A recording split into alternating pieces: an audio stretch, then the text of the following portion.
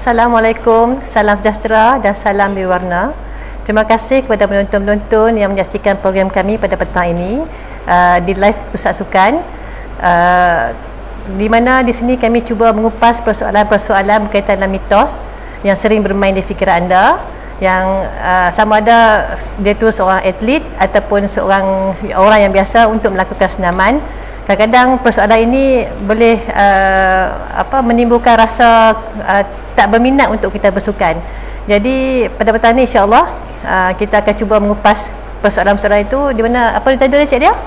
Mitos dalam sukan bersama dengan kami lah. Saya Siti Nolia binti Mazlan dan saya Johaina Cik Johari, dan kita cubalah untuk menjawab persoalan-persoalan yang dikemukakan. Sebenarnya soalan-soalan ni kita dah kumpul selama 1 minggu melalui Google Form. Jadi soalan-soalan ni semua dikemukakan oleh semua warga UUM kita lah, daripada student dan juga staff. Jadi kita akan cuba mengupas isu-isu yang dibangkitkan ni, dan kita akan bagi mungkin satu pendekatan solution untuk isu-isu ni lah. Dan juga di samping tu, bukan kami 2 orang saja yang akan mengupas isu-isu tu, kita juga ada bersama kami nanti ada sedikit recording bersama dengan pensyarah jemputan kita. Ya. Okey. Jadi kita mulakan terus aku. Okey. Silakan soalan pertama Cik Nadia. Okey. Macam ni. Soalan pertama daripada Muhammad Sayazi. Ni staf pusat sukan jugalah ni. Kualiti bersukan diukur melalui kuantiti peluh. Maknanya lagi banyak berpeluh, lagi tinggilah kualiti sukan dia. Macam tu. So, merujuk soalan tadi tuan-tuan dan perempuan, inilah persoalan ataupun seringkali orang bertanya kan, kalau dia tu peluh banyak, dia melakukan exercise yang banyak, dah cukup untuk dia. Sebenarnya itu adalah mitos yang tidak benar ya. Kita ni bila nak exercise, kita ada merujuk pada individu tu sendirilah. Tak semestinya orang tu badan besar, dia heavy sweating, dia okey cukup, ataupun dia kecil, dia heavy sweating pun dia cukup. Jadi kita bergantung pada individu tu sendiri, kapasiti kandungan air dalam badan dia sendiri ataupun metabolism dalam badan dia. Kadang-kadang orang yang kurus ni dia banyak berpeluh, kadang-kadang 10 minit exercise pun dia dah cukup peluh banyak kan. Kat situ kita boleh tahu kata dia punya metabolism dalam badan dia sangat tinggi. So walaupun 10 minit masih belum cukup untuk dia stop buat exercise lah, dia kena sambung lagi exercise. Kalau dia badan besar, of course lah dia akan lagi lama lah akan senam. So kita tidak boleh estimate seseorang tu berdasarkan kuantiti perpeluhan dia tu, sebab ia bergantung pada individu, cara dia bersenam dan apa aktiviti yang dia buat. Semua itu kita kena tengok, kita kena ambil tahu lah. Kalau ataupun satu lagi kita tengok intensity dia melakukan senaman tu. Intensity ni juga kita kena rujuk pada orang tu juga, sama ada dia tu seorang orang yang biasa macam kita ni ataupun dia seorang atlet. Kalau dia seorang atlet ataupun individu, kalau dia setiap hari dia bersukan, maksud dia dah boleh kontrol perpeluhan dia dan dah boleh kontrol dia punya metabolism dia. So bila hari-hari dia konsisten, jadi dia perpeluhan tu tak jadi masalah lah untuk kita nak value dia, sama ada dia cukup tak cukup lah, dia boleh kontrol sendiri lah. Itu persoalan untuk kita menjawab mitos kuantiti peluh ni dah cukup ataupun dah satu gambaran kata dia cukup untuk melakukan senaman tu. Tak betul lah. Kita kena tengok siapa dia yang melakukan exercise tu. Siapa dia siapa dia, lepas tu keadaan cuaca. Keadaan cuaca kan. Betul. Keadaan cuaca dia exercise di mana, di stadium, panas ke sejuk ke kan. Kita kena tengok tu semua, kita kena ambil kira lah. Individu, diri dia sendiri, metabolism dia, dia punya kapasiti air dalam badan dia, lepas tu environment dia, support tak support dia, dengan jenis exercise yang dia buat, panjang, dia intensity dia tinggi ataupun tidak kan melakukan exercise kan. Macam mana dia? Itu untuk saya menjawab persoalan tu. Terjawab soalan pertama no? Soalan pertama tuan-tuan dan perempuan, saudara-saudari, kita untuk menjawab soalan kedua lah kan. Soalan kedua ni saya akan tanya oleh Cik Lia lah. Soalan kedua, mitos yang tanya kepada pusat sukan yang kita ambil sedikit lah kan. Betul ke lepas bersukan elok untuk kita minum minuman bergula? Lepas bersukan elok ke tak elok minum minuman bergula? Minuman bergula ni sebenarnya bergantung kepada jenis sukan yang kita buat ataupun bergantung kepada individu sendiri. Kita ambil yang pertama lah kan. Yang pertama, minuman bergula ni kita kena tahu lah minuman bergula jenis apa. Okey, minuman isotonik ke, macam Red Bull, okey, macam zaman lah ni ada Gatorade, okey, ada 100 plus apa semua. Itu semua jenis-jenis minuman bergula isotonik. Tapi ada juga minuman bergula kita yang minum hari-hari ni, teh ais, teh tarik, apa maneka ayam sirap. Ayam sirap. Favorite nampak. Ayam sirap. Macam ayam-ayam tu pun ayam bergula. Jadi kita kena bezakan ayam bergula jenis mana yang kita boleh minum masa kita bersukan. Okey, masa bersukan minuman yang terbaik, yang bergula yang terbaik adalah minuman isotonik lah. Tak boleh lah kita nak minum teh ais, teh tarik tu. Lepas bersukan pergi minum teh tarik. Tak elok lah tu Lepas tu kena tengok juga intensity exercise yang kita buat, ataupun berapa lama exercise kita buat. Contohnya atlet dengan yang bukan atlet, macam orang biasa macam kita ni petang-petang jogging, lepas jogging takkan nak minum air bergula kan? Lebih elok kita minum air mineral ataupun air kosong, lebih elok untuk kita buat recovery badan kita. Jadi nak ganti balik peluh yang keluar tu, elok minum air kosong, air mineral. Yang tu yang terbaik lah. Dan kalau boleh elakkan, saya selalu pesan ni dengan atlet pun saya selalu pesan, elakkan minum RO water ataupun reverse osmosis water. Air yang kita pergi bubuh 2 kupang tu keluar tu kan, air tu sebenarnya tak elok untuk exercise. Okey, bila lepas exercise, badan kita melalui peluh tu dia akan keluar mineral-mineral semua keluar pada badan kita. Jadi bila kita minum RO water ni, dia tak ada mineral, dia kosong. Jadi bila kita minum air tu, akan timbul masalah-masalah lain, macam contohnya kekejangan otot, apa semua tu akan timbul kemudian. Jadi elakkanlah minum minuman RO water tu. Okey, yang terbaik, okey, menjawab balik soalan tadi, yang terbaik adalah kita minum mineral water dan air kosong. Jangan ambil air bergula, kecuali kita pergi kejohanan peringkat tinggi, jadi atlet kan, kejohanan peringkat tinggi, masuk tournament apa semua tu, mungkin dalam tournament tu satu hari kena main sampai 5-6 game, yang tu memang sesuai untuk minuman bergula. Jadinya untuk makluman saudara-saudari, adalah lebih elok kalau kita ni yang bukan atlet ni, kita minum air kosong lah. Ya, betul. Sebab kadar serapan dia cukup tinggi. Ya, betul. Cepat recovery. Sebab kita berpeluh, kita banyak menggunakan otot-otot untuk bergerak, melakukan senaman. Jadi otot tu dah buat kerja, so air kosong ataupun mineral adalah yang terbaik untuk betul. Kita cover balik kita punya energi lah kan. Ya, betul. Itu kesimpulan dia tadi Baik. Okey. Lepas tu saya tanya Puan Ju pula lah, no? Soalan mitos yang kedua untuk Puan Ju. Okey, semakin lama kita bersenam semakin baik, daripada Nurul Zarihan. Okey, semakin lama kita bersenam semakin baik. Ini juga bergantung pada faktor-faktor siapa yang melakukan exercise tu. Okey, kita tengok individu tu, dia atlet ataupun dia bukan atlet. Biasa-biasa kalau yang macam kita ni, untuk melakukan aktiviti, kita tak perlu lama lah. Seelok-eloknya dalam 30 minit satu hari selama 5 hari.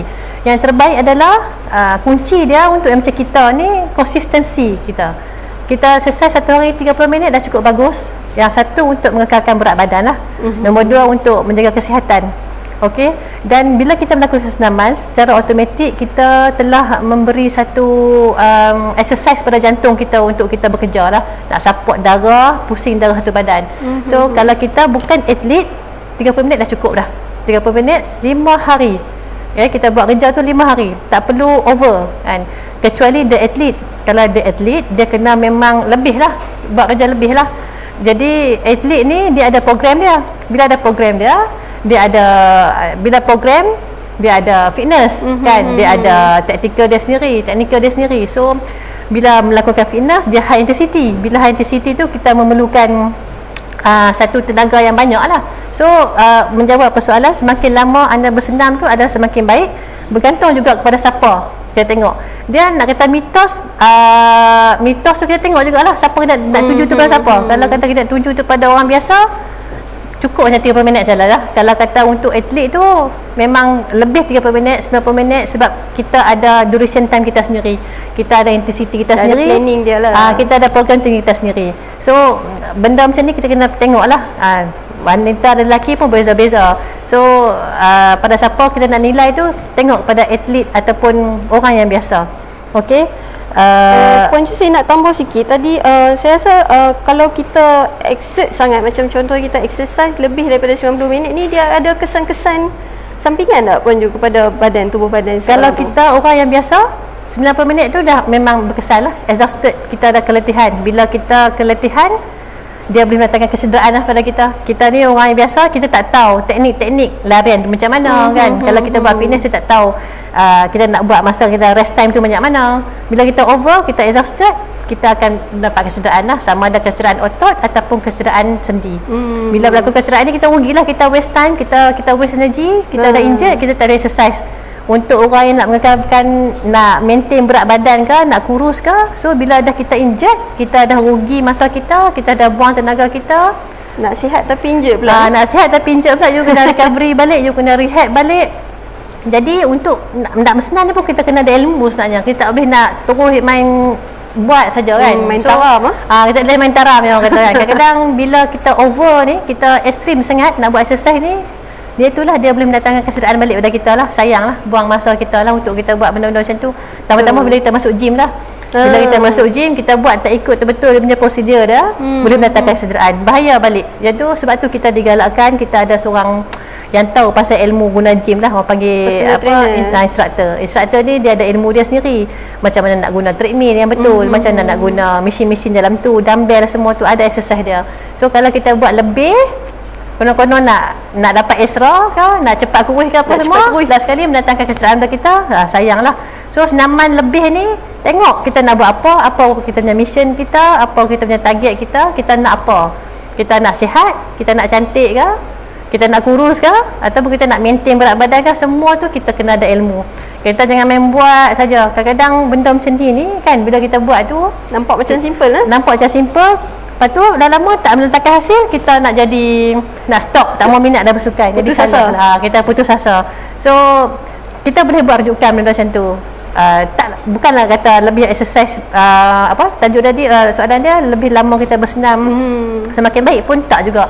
So kadang-kadang kita spend dalam masa 30 minit pun, tapi kalau efisien kita buat tu, insya-Allah akan mendapat hasil yang baik dah, faedah dah kita, dan kita akan happy lah, enjoy lah nak buat exercise kan. Tapi kalau kita main toron saja kan, kita main buat saja, memang ada masalah lah kat situ.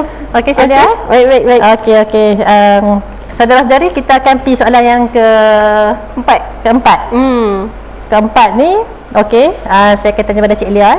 Adakah minum air sejuk ketika fasa diet memberi kesan terhadap badan seseorang, atau benarkah air menyebabkan badan menjadi lemah? Okey. Sebenarnya apa-apa jenis makanan ataupun minuman yang kita makan seharian, bila dia masuk dalam badan kita, tak kira lah dia suhu dia tinggi ke, rendah ke, macam mana ke, bila dia masuk badan kita, dia akan jadi suhu normal badan kita. Jadi suhu normal badan manusia ni 36 darjah Celsius tu, bila apa-apa makanan masuk, dia akan jadi suhu tu. So dia tak ada isu kita minum minuman panas ke, minuman sejuk ke, dia ada memberi kesan. Okey, kalau macam ni dia tanya, ada beri kesan tak kepada seseorang yang tengah berdiet? Okey, kalau kita berdiet, alright, kalau kita minum air sejuk, dia akan memberi sedikit kesan, sebab kesan yang bagus lah, bukan kesan yang negatif, kesan yang positif. Sebabnya bila kita minum air sejuk masuk dalam badan kita akan cuba untuk tukar air tu menjadi suhu normal. Jadi proses untuk menukar air tu jadi suhu normal tu, ada sedikit pembakaran kalori dekat situ. Jadi ada untung sikit lah kan, jadi ada untung sikit. Okey, kalau according to American College of Medicine ni, dia syorkan semua orang yang bersukan, atlet ke bukan atlet ke, kalau nak minum air lepas bersukan, minumlah air sejuk. Sebab air sejuk ni dia lebih mudah untuk diserap oleh badan kita. Jadi advantage lah kat situ kan. Instead of kita minum air panas, kita minum air sejuk, lagi cepat badan kita serap. Jadi bolehlah ganti balik yang perperluhan apa semua tadi tu. Okey, dan juga semasa kita exercise, melalui pernafasan pun air kita keluar. Jadi nak ganti balik air dalam badan kita tu, kena minum air sejuk lah. Yang tu the best lah, the best way is minum air sejuk. Jadi bukan mitos lagi. Kalau dulu kita dengar coach kita kata apa, minum air sejuk stamina jatuh lah, apa lagi kita dengar ais tu tak bagus untuk exercise lah, semua tu sebenarnya mitos je lah. Okay, benda yang salah. Jadi kita boleh sebarkan lah benda-benda macam ni, alhamdulillah macam ni, mungkin pada anak-anak kita kan. Betul. Pergi sekolah, cikgu-cikgu tu minum air sirap, bancuh air sirap satu Tupperware tu, jom kita minum air sirap. So kalau kita ada knowledge, kita boleh sebarkan lah cerita ni. Nak minum air sirap tu boleh, tapi lepas game lah. Minum air sejuk, lepas exercise. Tapi ketika tu, pada saat tu, kita digalakkan lebih minum air kosong. Ya, betul. Sebab serapannya lebih cepat, dari kalori pun lebih cepat lah kan. Ya, betul. Mineral water is the best lah. Mineral water is the best. So okey, tuan-tuan dan puan-puan, kita akan saksikan satu video. Okey, video ni merupakan temu bual saya, Encik Lia, bersama seorang pensyarah daripada UiTM Arau, iaitu Puan Siti Jamilah binti Mak Japilus, pensyarah daripada Fakulti Sains Sukan dan Edukasi UiTM Cawangan Cawangan Perlis, latar belakang penceramah, beliau merupakan bekas atlet negara, iaitu bekas pesilat negara, jurulatih dalam program Jom Kurus bersama Kevin Zahri, dan juga merupakan fitness consultant untuk Petronas Fertilizer, Jabatan Akauntan Negara dan KWSP. Di sini kita cuba bukan untuk mitos. Di sini adalah persoalan di mana orang yang nak kurus nak digemuk. Persoalan ni daripada Chan Peh Yin dan Muhammad Syahrudin. Dia tanya macam mana nak mengatasi masalah berat badan yang terlalu kurus dan macam mana nak tambah berat badan. Okey. Jadi mana saudara-saudari, tuan-puan yang mengalami masalah ni boleh ambil tips-tips ni untuk kita jadikan satu panduan atau garis panduan dah untuk kita buat. Okey, mari kita saksikan.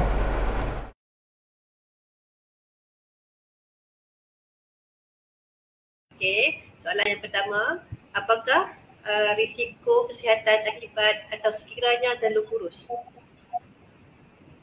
Assalamualaikum warahmatullahi wabarakatuh. Selamat pagi. So, menjawab kepada persoalan yang diajukan oleh Puan Ju. So, dalam bagi orang yang mengalami masalah terlalu kurus ataupun kita panggil underweight, risikonya lebih besar di kalangan orang lelaki berbanding dengan orang perempuan.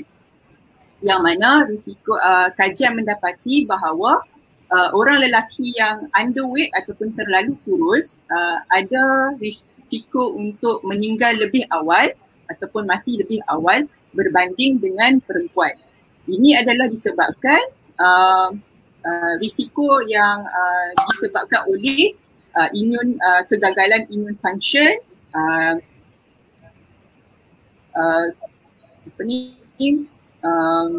jangkitan kuman ataupun infection, dan juga lead kepada osteoporosis. Seperti bila seseorang tu kena osteoporosis, dia ada risiko untuk dapat fracture dengan lebih cepat dan fertility problem lah. Okay, selain daripada tu, bukan hanya kepada lelaki sahaja, perempuan juga ada risiko untuk mengalami, sekiranya dia terlalu kurus, dia ada risiko untuk mengalami sarcopenia, yang mana sarcopenia ni berkaitan dengan penyakit age related lah, berkaitan dengan bila kita dah semakin berumur, kita punya muscles otot kita akan mengecut. So dia panggil age related muscle wasting. So sarcopenia ni boleh menyebabkan seseorang individu tu mengalami dementia. Dementia ni senang lupa ingatan lah, ataupun kita panggil nyanyuk lah dalam kata orang Kedah lah kan, nyanyuk ataupun orang Melayu cakap nyanyuk. So dia punya risiko tu lebih tinggi bila kita underweight. Tak semestinya kita tengok orang tu kurus, dia sihat, nampak cantik tapi tak semestinya sihat. So banyak risiko kesihatan sama macam orang yang mengalami obesiti, dan ada sesetengahnya lebih teruk ataupun lebih parah berbanding dengan orang yang mengalami obesiti. Itu saja Puan Ju. Okey, terima kasih Puan Jamie. Okey, soalan kedua Puan Jamie. Apakah cara yang pengambilan makanan yang betul untuk orang yang terlalu kurus? Okey, sama macam orang yang nak meningkatkan, nak menurunkan berat badan, orang yang nak meningkatkan berat badan pun dia kena tengok daripada segi kalori intake, ataupun kalau orang yang daripada obes nak turun berat badan, dia tengok kalori defisit. Kalau orang yang kurus nak naik berat badan, dia kena tengok penambahan kalori. So selalunya untuk orang yang nak gain weight, kita akan suggest kepada individu tersebut untuk increase kalori intake lebih kurang dalam 300 hingga 500 kalori melebihi daripada kadar yang dia burn. So macam mana nak tengok orang burn kalori tu berapa banyak mana? Okay, kalau kita tak ada jam kalori tu dia mungkinlah menyusahkan sikit. So kita kena kira, kita kena catat berapa kalori yang kita dah burn hari ni. Contoh daripada segi pemakanan berapa kita dah cut. Lepas tu kita tengok daripada segi kita exercise berapa banyak kita dah burn. So daripada situ kita kumpulkan. So sama juga macam nak menaikkan berat badan, kita kena tengok kalori burn berapa. Lepas tu daripada segi pengambilan makanan, kalau orang yang kurus dia akan cut kalori. Tapi untuk orang yang nak naik berat badan, dia kena tambah kalori lebih kurang 3 hingga 500 kalori satu hari. Tapi kalau orang yang kita tahu dia susah sangat nak naik, dia nak gain weight tu ambil masa yang sangat lama, so dia boleh increase dia punya kalori intake up to 7 hingga 1000 kalori dalam satu hari untuk maintaining level. Maksudnya dia kena tambah lagi banyak lah compare to yang orang yang macam okay boleh naik tapi dia ambil masa yang tak terlalu lama. Ada setengah orang kata saya dah try dah, makan dah banyak dah, macam saka makan tapi tak juga bertambah. So sebenarnya dalam proses increase weight ni sama macam nak reduce weight. Dia it's about maintaining dan juga istiqamah. So dia kena keep buat dan buat lagi lah. Istiqamah tu. Selain daripada apa dia? Istiqamah. Adakah kena ambil protein? Okey, seterusnya makanan apa yang kita nak ambil? Makanan apa kita nak ambil dalam meningkatkan kalori intake tadi? Okay, jenis-jenis makanan yang kita boleh ambil adalah seperti ambil high protein dalam pemakanan. Tapi kita kena tahu sebenarnya bila kita nak makan ni, kita orang yang ada metabolism yang tinggi, orang yang kurus ni metabolism dia tinggi. So dia akan cepat lapar. Saat-saat lagi dia nak lapar, saat lagi dia nak lapar kan. Kita tengok dia makan banyak dah tapi tak naik juga. So cara pemakanan kita tak boleh ambil sekaligus high protein. So kita kena ada timing masa bila kita nak ambil protein tu. Sebab protein ni satu kelemahan dia bagi orang yang nak naik berat badan, dia suppress kita punya selera makan. Kita makan kita akan rasa cepat kenyang.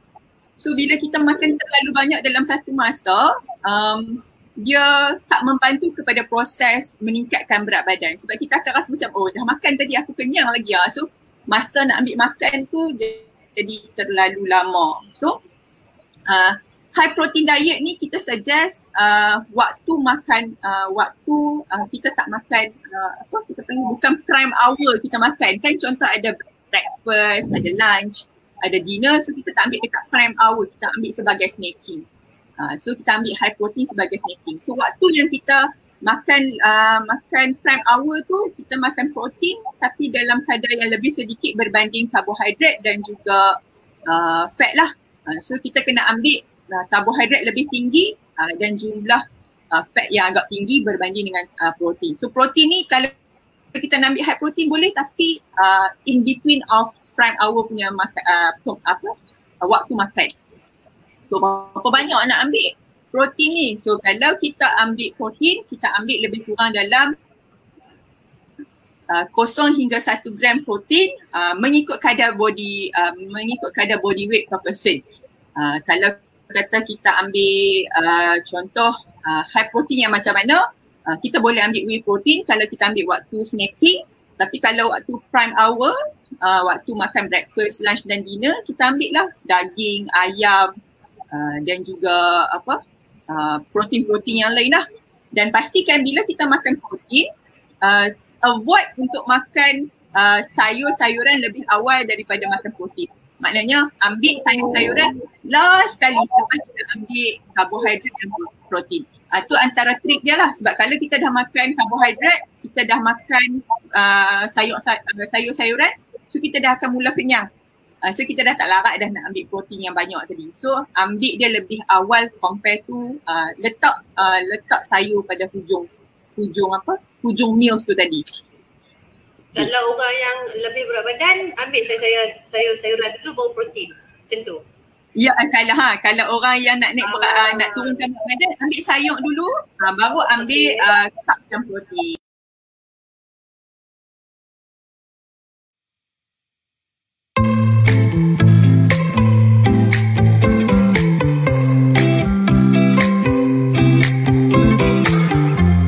Untuk jadi lebih berisi, untuk lebih tambah berat badan, tambah berat badan. Jadi itu ilmu tuan-tuan dan perempuan kita boleh amalkan. Jadi ilmu ni adalah seorang yang pakar diet lah. Jadi memang pakar kecergasan lah. Pakar kecergasan. So kita tak ragu-ragu lah kat situ sebab dia pun buat research. Ya, dia pun betul. sendiri yang buat amal benda-benda macam tu kan. Jadi tak ada masalah lah saya rasa di situ. Okey, untuk seterusnya ada soalan lagi? Okey. Soalan kelima, Puan Ju. Mitos dia, dehidrasi mengakibatkan kekejangan otot. Daripada Nur Hidayu. Okey. Ini bukan mitos ya. Ini bukan mitos. Betul lah. Yang ni adalah perkara yang betul lah sebab kita ada kajian ataupun benda ni memang sering berlaku.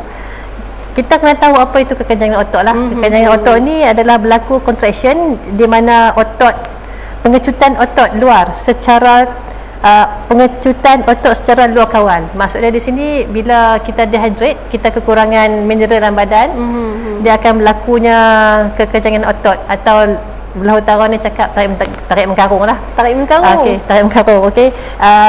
Ada banyak faktor menyebabkan kekejangan otot. Okey, antaranya ialah nombor satu kekurangan air lah. Bila kita kekurangan air, automatik kita akan jadi cramp. Itu bahasa biasa lah. Cramp lah. Okey, kita keletihan, kita over exercise, kita exhausted, kita memang over the limit lah kita buat tu. Bila badan kita bagi signal kita, so kita stop pun kita nak buat juga. Itu boleh menyebabkan kita cramp. Nombor tiga, kita kekurangan mineral lah. Kita tak support badan kita tak minum banyak. Kita sepatutnya bila kita exercise, lebih kurang 15 minit, 20 minit, kita stop start kita minum. Okey, kita tak buat yang tu. Kita jalan juga exercise. So boleh menyebabkan kekejangan otot. Kemudian faktor umur. Tengok siapa dia kita. Kita kena tahu siapa dia kita. Kita nak buat exercise, kita kena tahu kan. Kita ni pangkat umur macam mana. Kita boleh buat apa exercise sesuai dengan kita. Kita ni screening dulu dari kita kan. Umur kita. Okey. Kita tahap kesihatan kita yang macam mana. Okey, macam mana kita nak buat exercise tu, apa fokus kita, apa matlamat kita.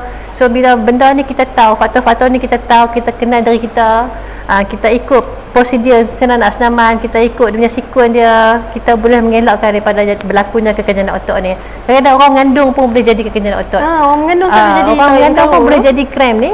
Bukan sebab ada exercise, tapi dia sebab ada kurang minum air. Jadi kita digalakkan minum air putih lah, air putih, air kosong ni, supaya kita nak recovery balik badan kita. Sebab benda ni, air kosong ni satu benda yang sangat murah lah, tapi sangat susah orang dia amalan. Benda tu senang boleh dapat mana-mana kan. Air kosong, mineral water, mana-mana boleh dapat, tapi susah kita nak amal sebagai minum kan. Jadi tarik mengkarung ni, kekejangan otot ni memang sentiasa berlaku lah. Dia bukan mitos lah. Dia bukan mitos. Dia boleh berlaku di kalangan orang yang atlet tu sendiri ataupun bukan atlet tu sendiri. Jadi untuk nak elak tu kita buat lah. Kita minum air, kita ambil duration time, kita rest lah. You exercise, ambil rest 2 minit, 1 minit atau 15 second, minum air, lepas tu you buat balik exercise. Lepas tu kita kena warm up dulu sebelum exercise. Kita kena tahu exercise apa kita buat. Kita jangan terlalu banyak sangat pulun nak buat exercise tu sampai kita tak kenal dari kita siapa dia, kita sakit ke, kita apa ke, kita nak buat juga. Ataupun kita injured, kita nak buat juga. Sepatutnya bila kita injured, kita kena ada proses rehab lah. Recovery, recovery kita. Lepas tu kita ada diet kita kan, macam mana kita nak amalkan diet kita. Benda-benda macam ni faktor untuk kita bukannya tak dapat mengurangkan risiko untuk mendapatkan kekejangan otot lah. Lepas tu macam macam sebab alang-alang kita dah bercakap pasal kekejangan otot ni kan, saya suka nak remind, bila jadinya tarik mengkarung tu ataupun kekejangan otot tu, jangan sesekali urut kat tempat yang sakit tu. Sebab bila kita urut, kita akan merosakkan masa tu. Jadi jangan urut, buat stretching. Itu dah baik, minum air lah macam puan pesan tadi.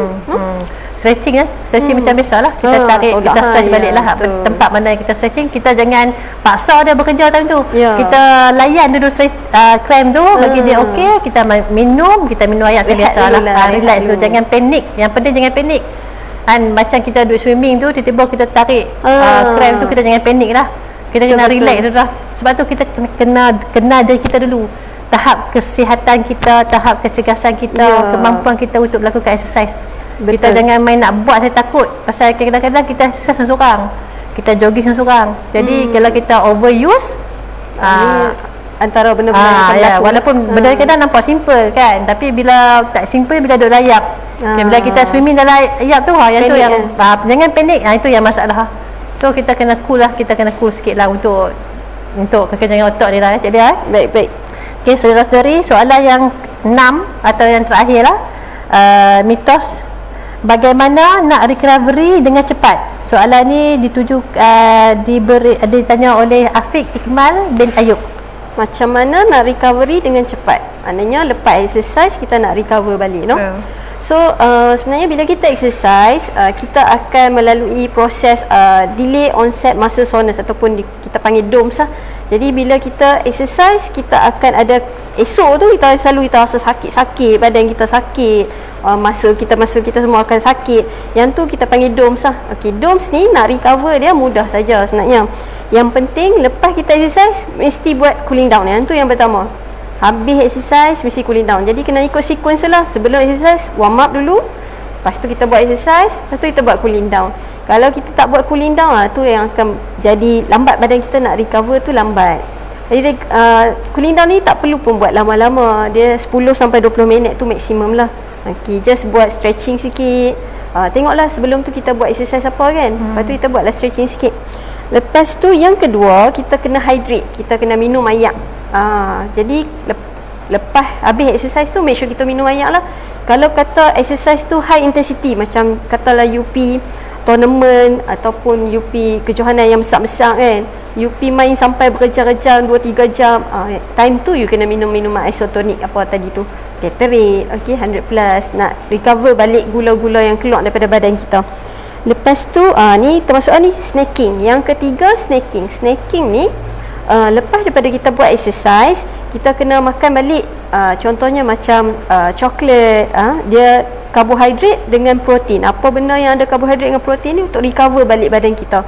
Protein ni untuk baik pulih balik muscle kita. Okey, muscle kita bila dalam keadaan DOMS tadi tu, maksudnya sakit-sakit tu, dia sebenarnya muscle kita tu sedikit injured ataupun sedikit koyak. Jadi nak recover balik, nak bantu untuk recover balik tu, kita kena pakai protein. Kena makan protein. Okey? Tak semestinya lah, tak semestinya. Okey, kalau lah macam layman macam kita ni orang biasa, pergi exercise, lepas tu nak minum protein, tak perlu. Okey, kena tengok lah kita punya sasaran, kita punya goals tu untuk apa.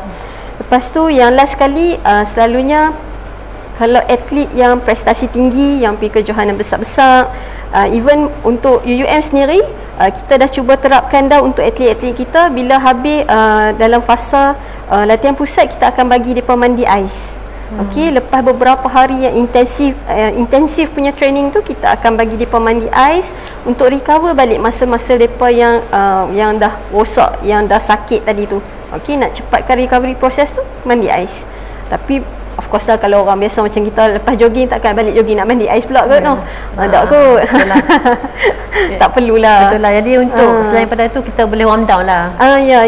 Kita cuma perlu warming down, minum air dengan cukup. Itu dah cukup dah untuk orang biasa. Okey. Kalau high intensity, then baru kita pergi mandi ais apa semua. Okey. So saya menjawablah soalan Afiq tadi tu. Okay. Bagaimana nak recovery dengan cepat lah. Selain pada yang tu, kita yang penting kita tahulah tahap kita macam mana. Tahap recovery, balik pada basic dia. Paling penting tahu siapa dada kita, tahap kesihatan kita, tahap kecergasan kita. Betul. So kalau kita tahu kita tak mampu, kita jangan buat sangat lah. Ya, jangan over sangat lah. Tak ada masalah. You hari ni you start dengan 10, minggu dah lagi 2 minggu, kita tambah lagi 2, jadi 12. So biar ada progress ni. Ya. Bila ada progress ni, kita akan nampak dah sikit kan. Walaupun dia small progress tapi still progress lah. Ya, consistent. Consistent. Kena belajar untuk sabar kan, sebab kita tak ambil supplement untuk nak support diri. Ya, kita betul. atas diri kita sendiri. Kita nak buat tu biar satu benda tu effort kita, hasil dia puas hati kita. Ya, betul. Kalau kita nak ambil supplement yang macam nak cepat kurus ke apa kan, kita nak tak cepat tahu kurus, nak efektif cepat gemuk. dia macam mana kan. Dia punya ubat tu tahan macam mana, takut efek dia tu kemudian hari, bukan sekarang betul, kan. betul. Kalau dengan exercise ni memang dia punya kesan dia lambat, dia kena buat hari-hari, kena sabar, kena konsisten. Exercise ni satu benda yang kesannya jangka masa yang lama kan. Kalau ubat kurus ni sat saja, kurus ni sat saja. Kita kena jadikan exercise tu jadi macam kita punya habit lah. Jadi gaya hidup lah. Dia untuk kesihatan. Yang penting kita sihat. Betul. Kita tak nilai orang tu dia gemuk, dia kurus, dia sihat. Tak semestinya. Jadi kita kena ada satu tanam mindset lah. Lakukan senaman ni yang konsisten untuk menjaga kesihatan. Betul. Bonus kecantikan. Bonus kurus. InsyaAllah kan. Kalau kita konsisten, insyaAllah kurus. Kalau kita ambil ubat kurus takat itu saja, tak tentu kita sihat lagi. Betul. Kan mungkin efek ni kita tak nampak kemudian hari kan. Jadi saya menyarankan lah kan, mitos-mitos ni sebenarnya kadang-kadang dia menyekat kita jadi minat nak exercise. Dia mematikan hasrat kita nak exercise. Tambah kita yang ada masalah obesiti, kita ada masalah kesihatan. So bila kita mitos ni, jadi kita dah macam alah tak minat nak exercise dah kan. Lepas tu habis lah hasrat kita nak exercise. Sedangkan senaman tu sesuatu yang sangat berfaedah, memberi manfaat pada kita. Betul. Dan ke masa dia sangat panjang, dia drag sampai hujung hayat pun. Kalau kita exercise pun insya-Allah kan, tak ada lah nak sakit teruk sangat, tak ada lah kan. Kalau kita sakit pun kita boleh reduce, bukannya boleh hilang pun. Sakit jantung dia tak boleh hilang, tapi dia akan reduce lah daripada kita sakit mungkin teruk banyak kali teruk mungkin akan reduce kan. So faktor pemakanan tu sikit sangat membantu lah kan. Jadi kita exercise ni insya-Allah kan, jangan takut. Bila kita dengar mitos tu, kita buat ada rujukan. Kita buat rujukan sedikit lah kepada orang yang rapat dengan sukan, orang yang dekat dengan sukan, yang ada knowledge dengan sukan. Tak salah pun, sebab kita ni orang sukan ni suka kalau orang tanya kita. Betul, betul. Masuk gym ni kita nak membantu. Jadi bodybuilder ke apa kan, kita ada program kita nak tahu you punya mission masuk gym nak buat apa kan, untuk kesihatan ke kan, untuk nak lost fat ke, untuk nak shaping ke, semua kita ada program kan. So tak ada salah. Mai tanya orang-orang yang sukan ni kan, yang rapat, yang duduk dalam sukan ni, yang rapat dengan sukan, yang tahu knowledge sukan ni kan. Kita ada rujukan, kita ada buku banyak-banyak kan. Kerana mitos ni betul saya katakan rugi kan kalau kita percaya dengan mitos ni kan. Dia akan mendekat. Kita kena carilah ilmu-ilmu tu. Okey, saya suka tadi Puan Jo ada sentuh tadi pengambilan makanan. Okey, so kita akan saksikan video seterusnya berkaitan bagaimana untuk mengekalkan berat badan untuk mengelakkan obesiti.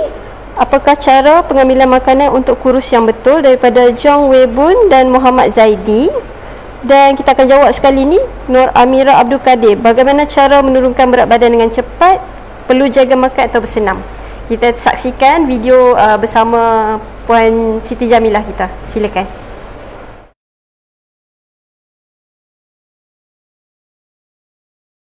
Okay. So, selain daripada pemakanan, apa lagi nak kena buat?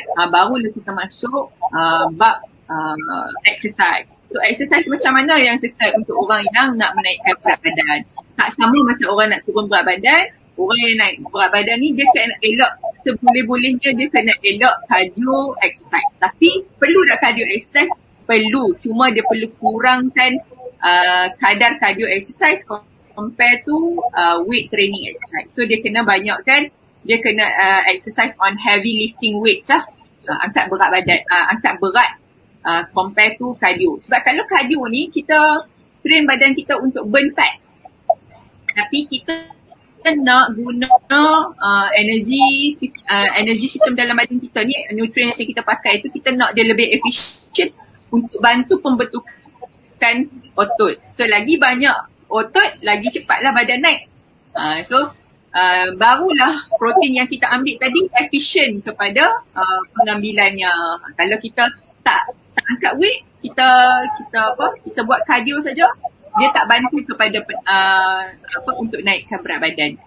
Okay, so berapa kali nak kena exercise seminggu? Adakah setiap hari? cukuplah 2 hingga 3 ataupun 2 hingga 4 kali seminggu bagi orang yang nak naikkan berat badan. So dia masuk gym, main weight, keep progressing, tambah weight dari hari ke hari untuk progress lah. Sebenarnya dia kena ada overload dalam training weightlifting dia. Tak semestinya weightlifting lah.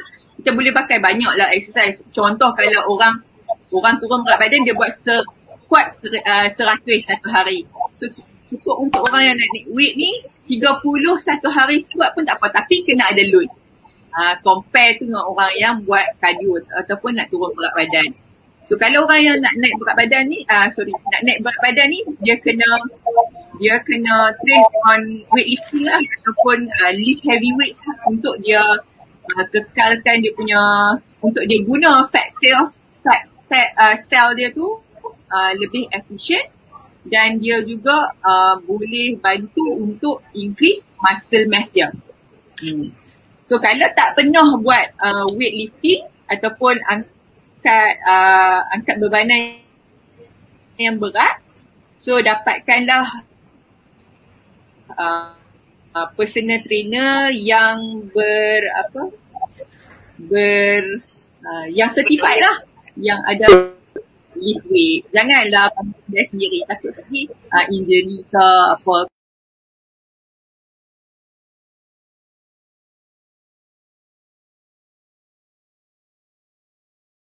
Tips untuk menurunkan berat badan ni, dia letak cut sugar yang pertama. Sebabnya bila kita dah makan nasi, kita dah makan atau ambil makanan-makanan lain, dia dah dikira sebagai kalori. So kalau kita ambil lagi gula dalam ayak, walaupun sikit gula dalam ayak tu masih lagi dikira kalori. So dia tak efisien untuk penurunan berat badan. Okay, so sebab dalam makanan pun ada gula juga. Kan, kat dalam nasi ada gula, dekat dalam sambal tomat pun ada gula. Mak kita tak ada lah yang kalau tak letak gula kan, tak jadi sambal tomat, jadi sambal lain pula. So dalam setiap penyediaan makanan ada gula. So kalau kita ambil minuman pun, minuman bergula lagi banyak lah. So dia tak ekonomik lah untuk kita. So berapa banyak kita nak cut kalori dalam penurunan berat badan. So yang first kali kena tahu berapa kita punya BMI. Tu perkara pertama, BMI. Kalau kita search dekat dalam internet pun, kita Google pun, kita boleh kira, ada calculator. Kita masuk je weight kita masuk je tinggi kita, dia akan bagi BMI kita berapa. Okay, so yang pertama tadi saya suruh kira dulu BMI, Basal Metabolic Index. Basal Metabolic Index ni adalah kita punya pengambilan kalori kalau kita tak buat apa-apa. Contoh macam hari ni sehari nak tidur saja. So kita ambil kalori banyak tu saja. So maksudnya tak ada pergerakan. Itulah basal metabolic rate. So kita kena kira BMR, bukan BMI. BMR, basal metabolic rate. So bila kita dah dapat jumlah kalori untuk basal metabolic rate, barulah kita kira DCR kita. DCR ni adalah daily calorie intake. So, barulah kita tahu hari tu berapa banyak kita nak makan. Kita boleh kira setiap hari berbeza daily calorie intake kita. Tak semestinya sepanjang penurunan berat badan banyak tu lah DCR kita. Tak sama. Setiap hari berbeza kita punya DCR. Kalau rajin, kira lah hari-hari. Kalau tak rajin, kita ambil lah benchmark untuk minggu tu, ni lah DCR aku. Contohlah kan. So, macam mana kita nak kira DCR? Boleh Google je lah ni. Semua di hujung jari. Kat phone pun ada phone kan. So, kira DCR. So, DCR ni dia ambil kira apa? Setiap pergerakan kita dalam satu hari. Apa kita buat? Contoh kalau hari ni kita dah aim dah kita nak exercise. So, kita aim berapa kalori burn kita nak, berapa kalori yang kita nak burn untuk hari ni. So, kita boleh estimate. So, sebenarnya DCR ni ataupun calorie intake dan calorie out ni adalah estimation daripada formula. So, dia tak semestinya terlalu accurate dan tak terlalu accurate. So, kita ambil dia sebagai estimation untuk bantu kita duduk dalam line pengambilan kalori intake satu hari. So, contohlah, kalau kira-kira balik saya punya kalori intake untuk hari ni lebih kurang dalam 1,800. Untuk orang normal yang bukan obes, macam saya lah kan, yang bukan obes, kalori intake boleh pergi sampai 2,500 depending on macam mana kita spend, apa kita spend kalori kita, apa aktiviti kita hari ni. Contoh kalau hari ni saya target pagi saya jogging 10 km, petang saya nak buat weightlifting, saya akan burn lebih kurang dalam 400 hingga 500 kalori. So dekat situ saja saya dah burn dekat 1,200 kalori satu hari. So saya punya estimation pengambilan harian adalah BMR saya lebih kurang dalam 1,200. So campur dengan kalori burn saya 1,200 lah kan tadi kalori burn. So lebih kurang dalam 2,400. So saya boleh makan sampai 2,400 in order to maintain weight sekarang. Kan? So pengambilan saya boleh makan 2,400 untuk saya maintain weight saya sekarang. Tapi kalau saya nak reduce, saya kena reduce lebih kurang 500 hingga 700 kalori satu hari. Tadi kalau orang yang nak naik berat badan, dia kena tambah 500 hingga 700 kan daripada kalori burn dia. Tapi dalam kes kita dalam kes untuk menurunkan berat badan, kita kena reduce lebih kurang 500 hingga 700 kalori satu hari. Okay. Kalau ikut prinsip mudah dalam fat burn, 1 kilo fat bersamaan dengan kalau kita nak turun berat badan, kita kena aim untuk burn fat instead of reduce fat. So kalau kita tak burn fat pun, melalui apa? Bila kita exercise, air akan turun kan, air akan berkurangan. Kita panggil sweat rate lah dalam badan kita. So bila air berkurangan dalam badan, kita punya body weight boleh turun. Tapi kita nak penurunan berat badan kita tu lebih efisien, so kita nak fat yang di-burn daripada badan kita, bukannya air saja yang turun daripada badan. So dan kita nak juga kita jadi lebih kuat lah kalau kita exercise kan. So dalam kes ni, so kita kena pastikan yang kita burn fat. So kita aim untuk kita burn fat satu hari dalam seminggu. Katalah 1 kilo fat adalah 7,700 kalori. So kita nak kita hilang 1 kilo fat dalam seminggu. Boleh tak? Ada yang boleh, ada tak boleh lah kan. Dia depends kepada individu punya metabolism sebenarnya. Ada setengah yang boleh, ada setengah yang tak boleh. So ada yang boleh tapi dia ambil masa yang lebih lama. Contoh kalau kita punya aim, kita letaklah aim kita nak burn lebih kurang 7,700 kalori dalam satu minggu. So kita nak bahagi 7,700 kalori tu kepada 7 hari lah. Maksudnya kita kena burn 1,100 kalori dalam satu hari. Kalau kita punya pengambilan makanan, DCR kita satu hari adalah 1,000, katalah 1,800 satu hari. Tolak 1,100 tinggal 700. Sudah. Cik Lia fikir, Aisyah aku nak makan apa 700 ni. Lagi pergi makan lagi pergi makan sedikit pun 700 kalori. Mula dah fikir nak makan apa ni. Kalau, kita kena faham lah, kalau kita burn 7,700 kalori tu, kita turun kita burn 1 kilo fat. Berapa kilo weight nak turun tak tahu. Tak boleh estimate. Ada setengah orang, kalau dia lagi banyak berat badan dia, dia mungkin akan turun lebih banyak kilo body weight dia. Tapi secara formula dia, kita estimate seorang tu dia akan turun 1 kilo fat, burn 1 kilo fat kalau dia kurang 7,700 kalori. Secara estimation. So bukan ajaran sesat lah, dia sebenarnya formula nak kata tepat sangat pun tak, nak kata tepat sangat pun tak, nak kata tak betul pun tak juga. Dia depends kepada individu. So kalau kata sehari kita daripada pemakanan, takkan kita nak kita nak cut darah pemakanan. Kita punya kalori intake satu hari tu 1,800. Tolak tu 1,100 tinggal 700. So nak makan apa? Baik puasa lah kan? Betul tak? So apa kita boleh buat adalah kita cut kalori itulah diet sesat tu. So apa kita boleh buat adalah untuk jadi lebih efektif, kita jangan buang kalori kita daripada pemakanan 100%. 1,100 tu kita hanya tolak 600 saja daripada kita punya pengambilan kalori daripada makanan.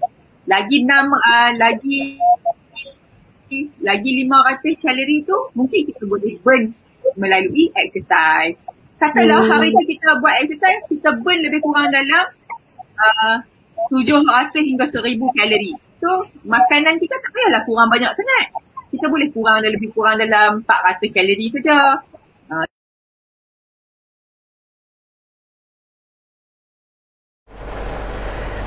Demikianlah tadi tuan-tuan dan perempuan, tips-tips daripada Puan Jamie tadi berkaitan dengan cara nak menurunkan berat badan. Okey, jaga makan ke nak bersenam melalui cara makan dan juga bersenam. Jadi tuan-tuan dan perempuan boleh ambil tips-tips demikian. Okey, di sini kita ada beberapa persoalan yang kita ambil daripada Facebook. Soalan yang pertama daripada Nurhaniza, apakah senaman untuk kuatkan otot paha? Ya, Cik Dia? Okey, kuatkan otot paha no. Otot paha. Okey. Kenapa otot paha? Okey, nak kuatkan otot paha, okey, nak besarkan otot paha ke nak kecilkan otot paha?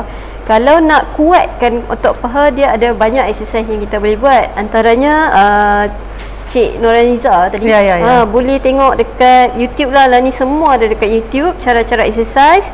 Boleh cari macam mana nak buat lunges. Okey, macam mana nak buat lunges, macam mana nak buat squat. Tu antara exercise yang boleh kita buat untuk kuatkan otot paha lah. Tetapi saya selalu ingatkan lah ni, dengan atlet-atlet pun saya selalu ingatkan, kalau boleh jangan fokus on certain parts. Jangan fokus satu bahagian badan kita sahaja. Fokuslah semua. Sebab kita bergerak bukannya pakai satu muscle saja, bukan kita pakai otot paha saja, kita pakai otot tangan, kita pakai otot perut, kita pakai otot belakang. Jadi kan kuatkan semualah.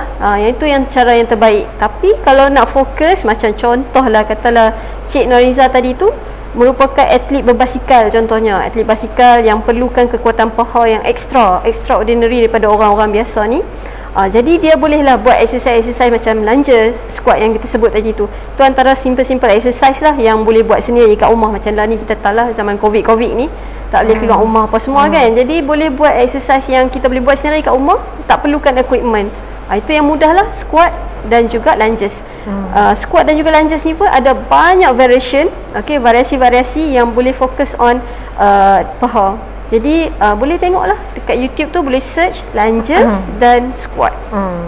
Yalah, kita boleh guna body weight kita. Ya, betul. Untuk buat exercise tu. Ya. Tak perlu ada equipment.